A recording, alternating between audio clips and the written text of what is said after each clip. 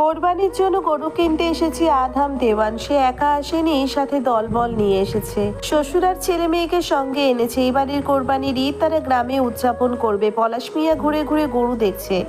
Adham এর আগে গরুর বাজারে আসেনি। বাবা জীবিত থাকতে বাবা সব করতো। বাবা মারা যাওয়ার পর লোকের মাধ্যমে গরু কেনা হতো। পূর্ণ আর পাপড়ি ভয়ে সিটিয়ে আছে বড় বড় গরু দেখে। পাপড়ি জব করে ওর বাবার কোলে ঘাপটি মেরে আছে।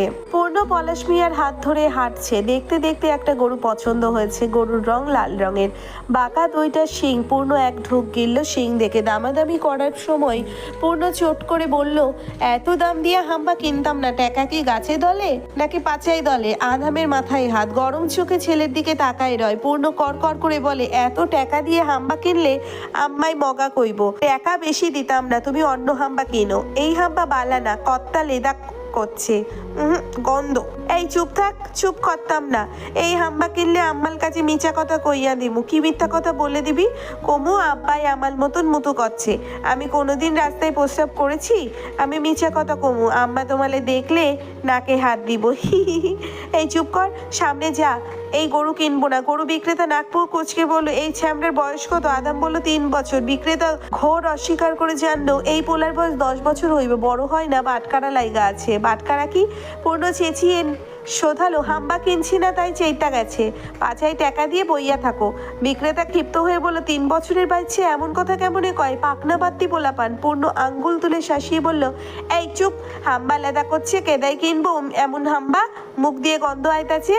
আধাম দের ব্যাটারিকে বগল দাবা দিয়ে ধরে সামনে নিয়ে গেছে। অবশেষে ছোট শিং দেখে একটা গরু কিনেছে।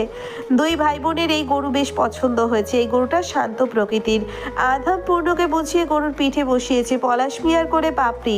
আধাম গরুর রশি ধরে টানছে। তারপর পূর্ণর একটা ছবি পাঠিয়েছে পূর্ণিমার কাছে। পূর্ণিমা একসাথে 5টা মেসেজ করে নিষেধ করলো পূর্ণকে গরুর পিঠে না ওঠাতে।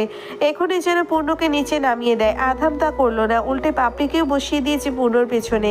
গরুর পিঠে 2 ভাই বোন রাজরানীর মতো করে বসেছে। এটা যেন গরু নয়, বরং ঘোড়া। ভাবসাব তাদের এমন যেন ঘোড়ায় চড়ে বসেছে। এই ছবি দেখে পূর্ণিমার মাথা ঘুরছে। ওদের পাশ দিয়ে আইসক্রিমওয়ালা আইসক্রিম নিয়ে যাচ্ছে। 4টা আইসক্রিম 4 জন খেতে খেতে বাড়ির দিকে যাচ্ছে। বাড়ির একটু দূরেই হাট বসেছে। পথিমধ্যে দেখা হয়ে গেল তারেকের সাথে। গরুর পিঠে পূর্ণ আর পাপড়িকে দেখে তারেকের চক্ষু চড়ক গাছ। 2টা বাচ্চা সানন্দে আইসক্রিম খেতে খেতে বসে আছে কোরবানির পশুর ওপর। তারেক ইতিপূর্বে এমন দৃশ্য কখনো দেখেনি। আধামকে প্রায় জনতার মধ্যে রাস্তায় আইসক্রিম খেতে দেখে আরো বিস্মিত হলো তারেক। একজন হার্ট সার্চিয়ান এভাবে চলাফেরা করাটা হজম হচ্ছে না তারেকের কাছে। পলাশ মিয়া, পূর্ণ, পাপড়ি, আধাম সবার হাতে আইসক্রিম। হুট করে পাপড়ির চোখ পড়ে তারেকের উপর। হই হই করে পাপড়ি বলে উঠলো, বিটকেল, ওই যে বিটকেল। পাপা বিটকেল দেখেছি। তারপর ভেটকি দিয়ে বলতে লাগলো, ফাইটটা যায়, বুকটা ফাইটা যায়, ফাইটা যায়, বুকটা ফাইটা যায়। তারেক বিষম খেয়ে উল্টো পথে দৌড় দিল। লজ্জা করছে ছোট বাচ্চার সামনে এভাবে দাঁড়াতে। পূর্ণ দুচোখ খুঁজে ও কাউকে দেখতে পেল না। এভাবে গরুর পিঠে চড়ে দেওয়ানবাড়ির সামনে এসেছে। পূর্ণিমা বাবার বাড়ি থেকে দ্রুত পা চালিয়ে শ্বশুর বাড়ির বিশাল দালানের সামনে আসলো। হাঁপাতে হাঁপাতে বাচ্চা 2টাকে ওভাবে দেখে বেচারি ভয় পেয়ে গেছে। তখনই আবার তারেক মেইন গেটের সামনে এসেছে এক পলক পূর্ণকে দেখার জন্য। গরু দেখার বাহানায় পূর্ণর কিউট মুখটা দেখতে এসেছে। আধাম তারেককে দেখে ঘাড় ফিরাইতেই চিন্তিত স্নো কুইনের দেখা পেল। বড় বড় পা ফেলে পূর্ণিমাকে আড়াল করে ফেললো তারেকের অবাধ্য দৃষ্টি হতে। পূর্ণিমা ছটফট করছে বাচ্চাদের দেখতে। আধাম ইচ্ছে করে ওর বাদামি রঙা ঠোঁটের চারপাশে আইসক্রিম লাগিয়ে সেই আর্দ্র ঠোঁটের স্পর্শ লাগিয়ে দিল পূর্ণিমার কোমল মসৃণ গালে। পূর্ণিমা মাথা উকি ঝুঁকি করে সন্তানদের দেখতে চাচ্ছে, তবে পারছে না আধামের কারণে। ব্যর্থ হয়ে 5 আঙ্গুল রাখলো স্বামীর পিঠে। আঙ্গুল চালিয়ে কিছু লিখছে আঁকিবুকি করে। আধাম তখনও দুষ্টুমিতে মত্ত। নরনারী দুজনের মুখশ্রী খুবই নিকটে। আধামের ভেজা অষ্টজোড়া স্নো কুইনের গালে সীমাবদ্ধ। গোলমোলো গাল দুটো সিক্ত হয়েছে দুষ্টুমির ছলে। অন্যদিকে তারেক মিন করছে অন্য কিছু। অনামিকা আঙ্গুলে পান্নার আংটি পরা রমণীর জীর্ণ ফকফকে 5 আঙ্গুল ছাড়া সম্পূর্ণ অবয়ব আধামের ছায়ায় গচ্ছিত। তারেক ভাবছে ওরা দুজনে এখানেই রোমান্টিক সময়ে ব্যস্ত। পূর্ণিমার আরক্ত মুখ যেভাবে চাপা পড়ে আছে এবং হাত দিয়ে যেভাবে পিঠের ইন করা শার্ট আঁকড়ে ধরেছে, এই দৃশ্য দৃষ্টিগোচর হলে যে কোনো মানুষই উল্টোপাল্টা ভাববে। তারেকের চোখে যেন লাল মরিচের গুঁড়া ঢেলে দিয়েছে কেউ। সেদিকে তাকিয়ে আনমনেই ডান পা গরুর লেদায় ডুবে গেছে। পূর্ণ, পাপড়ি 2 ভাই বোন উহা করে হাসতে হাসতে ফিদা। আবুল হয়ে দাঁড়িয়ে আছে তারেক। আধাম সুন্দর করে স্নো কুইনের মাথায় ওর ওড়না দিয়ে ঢেকে কাঁধে তুলে ফেললো রমণীকে। পূর্ণিমার মাথা উল্টো করে ঝুলে আছে কাঁধের উপর। বিশাল বড় ঘোমটার কারণে তার বরফ সাদা মুখের বিচ্ছুটি দেখতে পাওয়া দুষ্কর। আধাম চলে গেল গেটের ভেতরে। পূর্ণ খিটখিট করে হেসে বলল, গন্ধ আইতাছে, ছি ছি কি গন্ধ, তাড়াতাড়ি পাও ধুইয়া আয়ো, লেদা দিয়া মাইখা গেছে তোমার পাও, চোখে দেখতে পাও না, চোখ পকেটে নিয়ে হাঁটো। পাপড়ি নাক ছিটকে বলল, ও আঙ্কেল এখান থেকে বিদায় হন, ব্যাড স্মেল আসছে, আমাদের হাম্বাটা পচা, পটি করে দিয়েছে আপনাকে, আমি স্যাড হয়েছি আপনি লেদায় পা দিয়েছেন তাই। আঙ্কেল আপনি তো আমার পাপাল মতন ছাড়জন, তবে আপনি এখানে কি করছেন? পা খুঁড়িয়ে খুঁড়িয়ে হাঁটতে হাঁটতে তারেক উত্তর দিল, আমার গ্রামের বাড়ি, এখানে ঈদ করতে গ্রামে এসেছে। পাপড়ি মন খারাপের ভান করে বলল, উফ দুঃখ লাগছে, ফাইটা যায়, বুকটা ফাইটা যায়। পূর্ণ মনে করতে পারছে না পাপড়ি এটা কোথা থেকে শুনেছে। তো ওর ছোট্ট মুখে মারাত্মক প্রশ্ন। তারেক মুখ বাঁকিয়ে বিড়বিড় করে বলছে, আর মানুষের বউ নেই, শুধু তারই একখানা বউ আছে। এমন মুডে থাকে যেন সারাক্ষণ রোমান্টিক জগতে সাঁতরে বেড়ায়। ওর বিড়বিড় করা মাঝে আধামের গলা শোনা গেল। তারেক ফেরা মাত্রই ঝটকা খেলো। আধামের সাদা শার্টের কলারে এবং বুক পকেটে লাল রং লেগে আছে। তারেক তো আর জানে না এটা লিপ গ্লোস। তারেক ভেবে নিয়েছে এটা নুড লিপস্টিক হবে। দ্রুত চোখে ফিরিয়ে নিল তারেক। পূর্ণ একটা ঘাস এগিয়ে দিচ্ছিল গরুর সামনে। আধাম ছেলে মেয়েকে ডেকে বলল, তোমরা বাড়ির ভেতরে যাও, তোমাদের আম্মা ডাকছে। বাচ্চা দুটো একদণ্ড সময় অপচয় না করে ছুট লাগিয়েছে ভেতরে। আধাম শিরা টান টান করে দাঁড়িয়ে বলে, এখানে এসেছেন কেন? তারেক সরাসরি উত্তর না দিয়ে ঘাড় তেরামি করে জোর খাটিয়ে বলল, আপনি তো নিজেকে ভদ্রসভ্য বলে প্রেজেন্ট করেন, তবে বাইরে কেন অন্তরঙ্গ হয়ে যান? ভ্রু কুঞ্চিত করে আধাম শুধালো, অন্তরঙ্গতার সঙ্গে আপনি জানেন?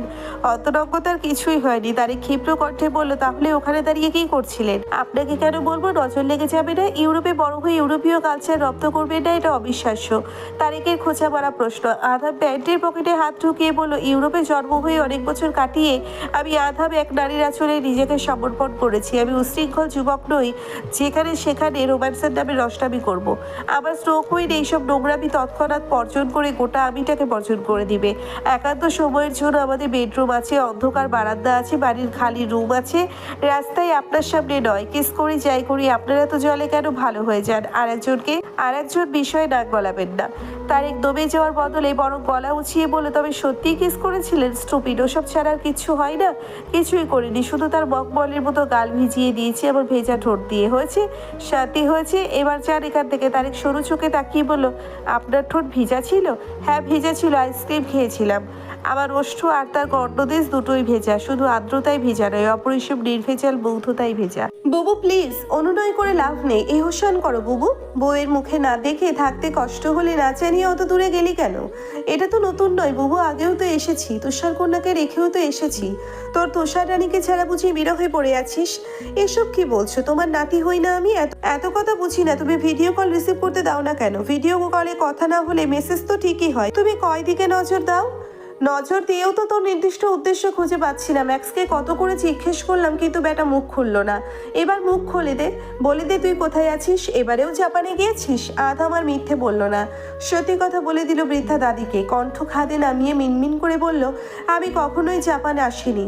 যতবার তোমাকে বলেছি জাপানে এসেছে ততবার আমি আমেরিকার মাটিতে পা রেখেছি। দুঃখিত বুবু। চিত্রা দেওয়ান ভীষণ কষ্ট পেলেন, চোখের কোণে অশ্রুকণার ভিড় জমেছে। কান্না গিলে কঠোর হয়ে বললেন, আমেরিকার কোথায় তোর স্থান? আধাম কুণ্ঠিত হলো, মর্মাহত নয়নে বলল, ওয়াশিংটন আর নিউ ইয়র্কে বেশি যাতায়াত হয়, আমার সবচেয়ে কম চলাচল হয় ভার্জিনিয়ায় একবার আসি একবার যাই। 6 মাস ক্যালিফোর্নিয়ায় হসপিটালে জব করেছি, পাপা আর মাম্মাম যেখানে জব করতো।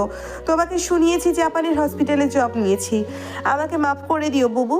চিত্রা দেওয়ান ভীষণ রকম কষ্টের একটা ঢোক গিললেন, কপাল বেয়ে গড়িয়ে পড়লো অশ্রুর ধারা। আধাম অসহায় বোধ করছে বুবুকে কষ্ট দিয়ে। বৃদ্ধা কান্না কান্না গলায় মমতা দিয়ে বললেন, তোর সাথে নিশ্চয়ই রকি, থমাস, ম্যাক্স ওরা জড়িত আছে তাই না?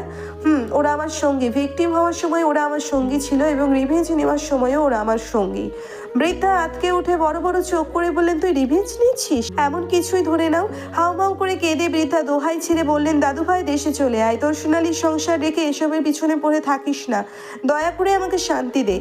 আধাম আশ্বস্ত করে বলল, লাস্ট একজন বাকি আছে, ওকে বারবিকিউ করে সব ছেড়ে দিব। বারবিকিউ কি? যারা আমাদের শৈশব, কৈশোর এবং যুবক বয়সে দানবের রূপে আগমন হয়েছে তাদের হাড্ডি আর ব্লাড দিয়ে বারবিকিউ করি।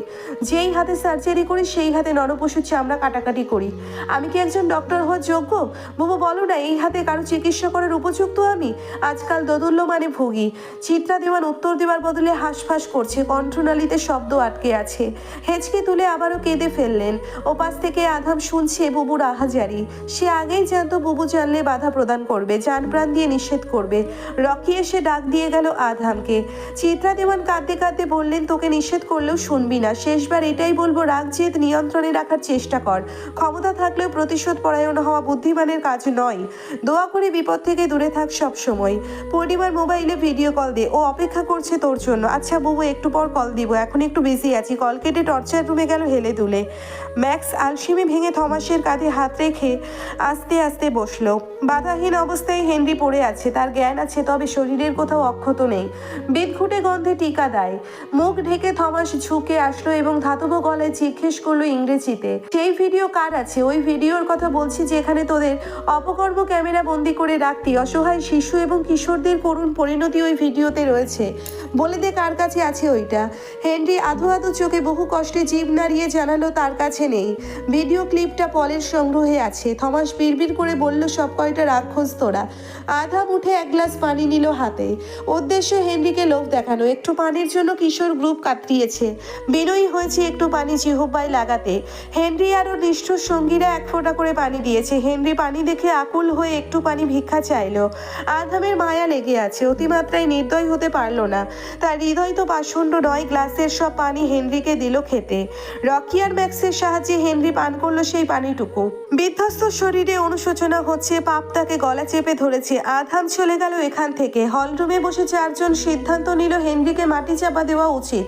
বাজে গন্ধের যন্ত্রণায় অবস্থান করা মুশকিল। এক সপ্তাহ ধরে হেনরি আবদার করেছে এভাবে শাস্তি না দিয়ে ডিরেক্ট মেরে ফেলতে। বেঁচে থাকার চেয়ে মৃত্যু শ্রেয়। আধামের অন্যমনস্ক ভাব দেখে থমাস বলল, তুমি বাড়িতে কথা বলো, তোমার মন এখানে নেই। তুষারকন্যা মা তোমাকে জব্দ করেছে।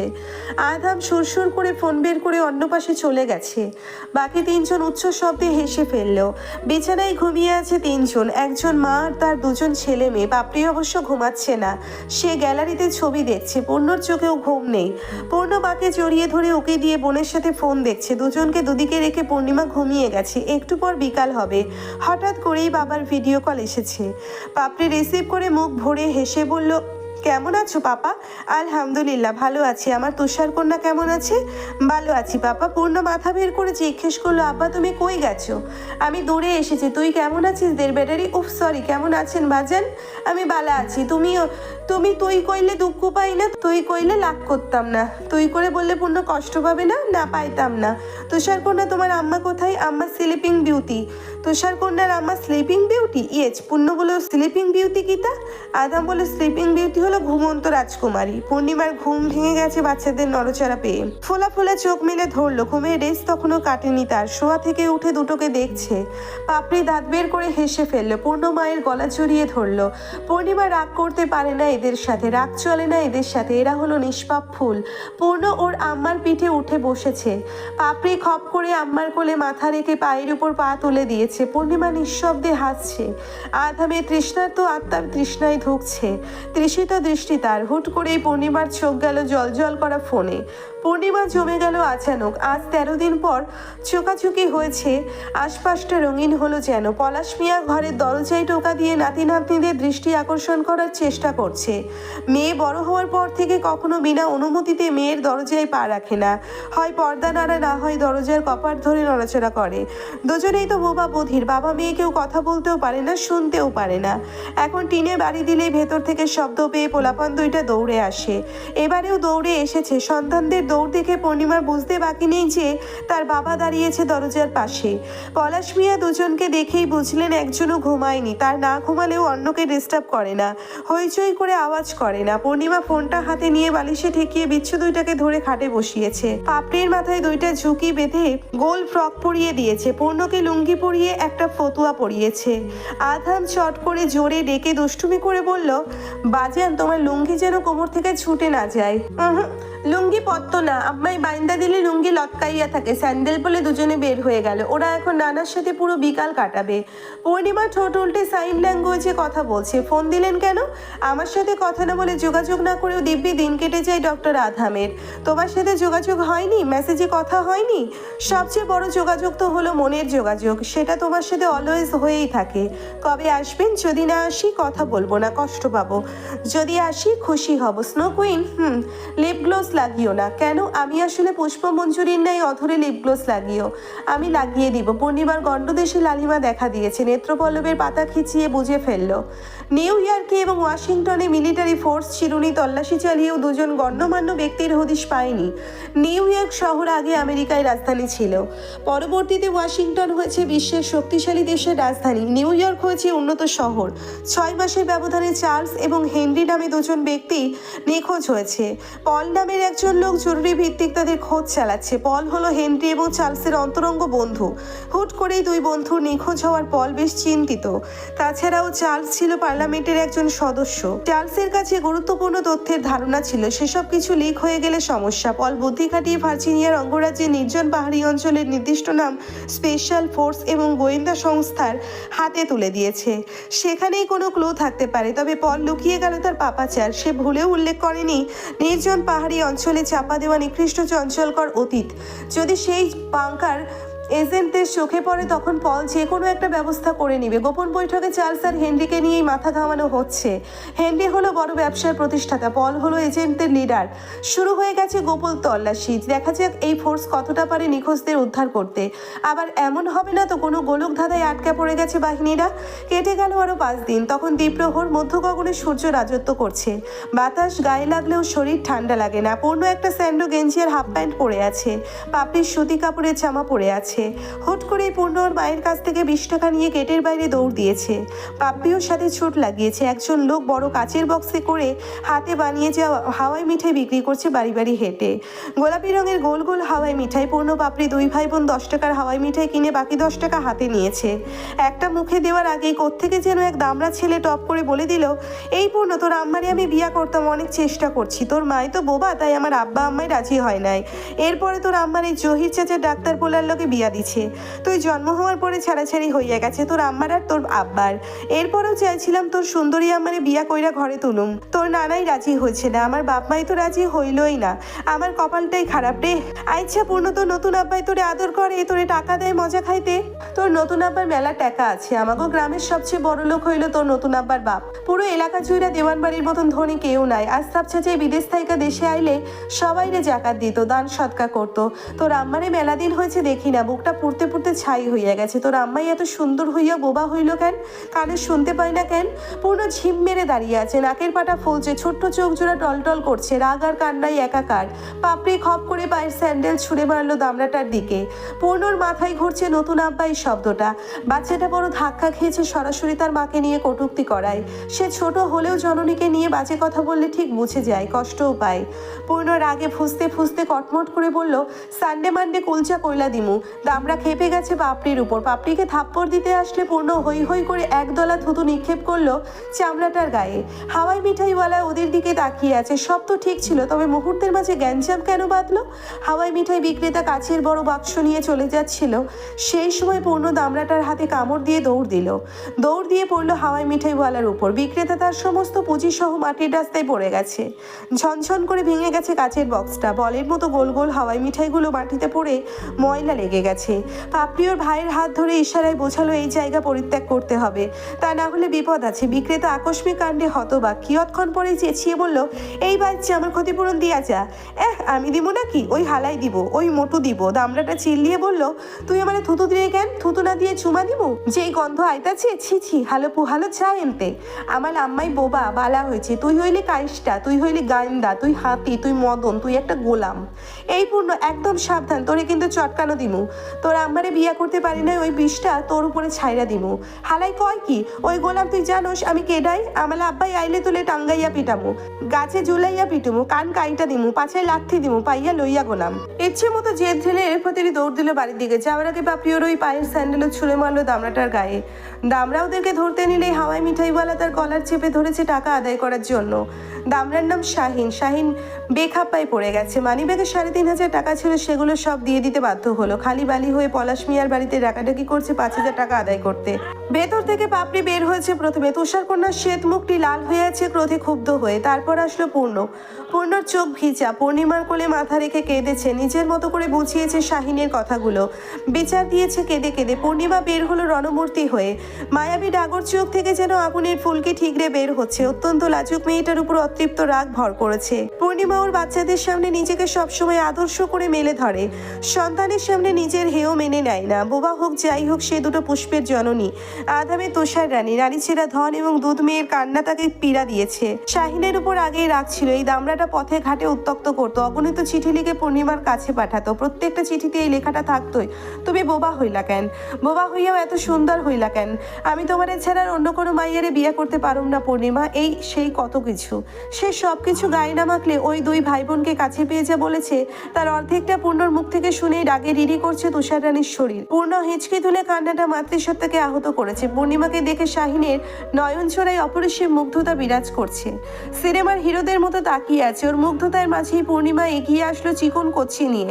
বাঁশের চিকন কঞ্চি দিয়ে উড়াধুরা পেটাতে লাগলো শাহিনকে। শাহিনের মুগ্ধতা উবে গেল হাওয়াই মিঠাইয়ের মতো। হাতে পায়ে বুকে পিঠে একের পর এক বাড়ি পড়ছে কাঁচা কঞ্চির। শিং মাছের মতো লাফাচ্ছে শাহিন। ও মাগো বলে দাপাদাপি করছে। ১০-১২টা ভিব্রুল একসাথে কামড়ে দিলে যেমন করে তেমন করছে দামড়া শাহিন। থলথলে পেট ডলতে ডলতে বিনীত করে বলল, তোমার পোলা মাইয়ারে আজ বাজে কথা কইতাম না, মাপ কইরা দাও সুন্দরী, তোমারে আর বোবা কইতাম না, আমার টাকা লাগবো না। পলাশ মিয়া খপ করে মেয়ের হাত থেকে কঞ্চি সরিয়ে ফেলে দিলেন। পূর্ণিমা হাঁপাচ্ছে। টপ বারান্দায় দাঁড়িয়ে বাচ্চা দুটো জড়সড় হয়ে আছে। ওরা ভয় পেয়েছে আম্মার অগ্নিরূপ দেখতে পেয়ে। শাহিন ফ্যাচ ফ্যাচ করতে করতে বিদায় হচ্ছে আর বলছে, এই কারণেই মাইয়া মানুষকে পছন্দ করতে নাই। এক জনম যারে লুকাইয়া ভালোবাসলাম, আইস তার হাতের ধোলাই খাইলাম। তারে বোবা বলাই তার মাইয়া দিল জুতার বাইর, আর তার পুলাই দিল মুখের থুতু। বকা দিয়ে আমারে জরিমানাও করলো। আমি খালি বোবা কইছি, তুই কষ্ট পাইলে মাপ কইরা দিও পূর্ণিমা। তোমারে বোবা কইয়া এখন কষ্ট লাগতাছে। তোমার পোলা মাইয়ারা এমন কেন? পোলা না যেন আগুনের গোলা, আর মাইয়া চালাকের মাস্টার। পূর্ণিমা কলপারে গিয়ে মাথা মুখ ধুয়ে শান্ত হয়ে এক পলক তাকালো কুট্টি দুইটাকে। ওদেরকে স্বাভাবিক করতে কবুতরের আদার বের করে ওদেরকে ডেকেছে। দুজনের হাতে গম দিয়ে আদেশ করলো কবুতরের সামনে ছিটিয়ে দিতে। ওরা ছিটিয়ে দিল, কিন্তু জড়তা দূর হলো না। সবগুলো কবুতর যখন গমের দানা খেতে মাটিতে নেমেছে, তখনই পূর্ণিমা চাপল্য কিশোরী হয়ে দৌড়ে গেল উঠানের মাঝ বরাবর। কবুতরগুলো ডানা ঝাপটিয়ে উড়াল দিল মাটির উপর। ডানা ঝাপটানোর অদ্ভুত শব্দ হচ্ছে। পূর্ণিমার মাথার উপর উঠছে পায়রার দল। মমতাময়ী মা হাসছে আর সন্তানদের ডাকছে। ওদের মাঝে ফিরে আসলো পূর্বের চঞ্চলতা। কবুতরের মতোই উড়ে আসলো এবং ঝাঁপিয়ে পড়লো। তিনজন খেলতে লাগলো গোল গোল করে। মাথার উপর তখনও এক ঝাঁক কবুতর ডানা মেলে উঠছে। দেওয়ানবাড়ি থেকে আয়েশা এসেছে। টপ বারান্দায় নিচে পূর্ণিমার মোবাইলে কল এসেছে আধামের। আয়েশা কল রিসিভ করে ব্যাক ক্যামেরা দিয়েছে। হার্ট সার্জন আধাম দেওয়ানের হৃদয়ে এক পশলা বৃষ্টি হয়ে নামলো অপার্থিব সৌন্দর্য দেখতে পেয়ে। তার অ্যাডাম নামটা ঢাকা পড়ে গেছে। চোখ ফেরাতে ইচ্ছে করলো না ওই অলিক সৌন্দর্য থেকে। কোনো দৃশ্য কি এতটা সুন্দর আর মনোমুগ্ধকর হতে পারে? কি জানি, আধামের জানা নেই। আধাম বিড়বিড় করে আওড়ায় মাথার উপর পাখির দল, আর তার নিচেই 3টে পাখি।